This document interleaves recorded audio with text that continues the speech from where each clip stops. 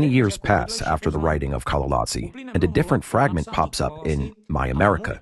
Dworkin recalls how, when he was still a schoolboy, the son of one of his mother's friends drowned, and after that, they hid him from her so as not to remind her of the dead boy. He writes that he was terrified of the moment her tall, heavy figure would appear in the corridor at his mother's workplace, so he would duck into the nearest room and hide behind a cabinet. Comparing this fragment with the earlier text, as well as with the episode from Victor Friedman's book, becomes one of James Ressler's key analytical moves. In The Serial Killer Against God, he interprets both of these episodes, the scene from Kalalatsi and the memory from My America, as potential reflections of the same exact event, the murder of Yasha. Later on, this line becomes even more psychologically challenging. In Kalalatsi, there is an episode involving a visit to Yasha's grave.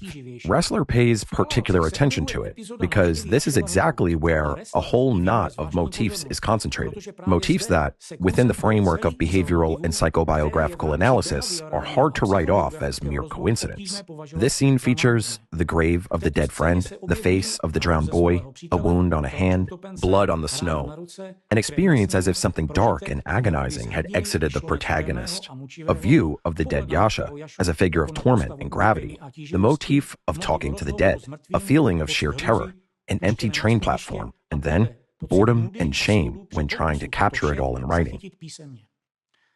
In his book, James Ressler sees these scenes as a reconstruction of trauma, guilt, and the internal release following a committed murder, expressed through symbolic imagery.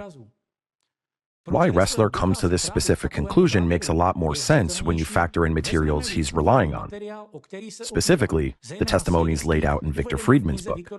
And here, I have to bring in the relevant quote. Podrushka or Alyona knew the truth, because Zaykashka knew everything about the day Dvorkin killed the first grader and forced Zaykashka to help cover the pit with stones. She knew that Sashka had eliminated the sole witness to his first murder, but she stayed silent. Fear, fueled by drugs, proved stronger than conscience. When Zaykashka was buried, Podrushka wept for days on end, and Sashka didn't even attend the funeral.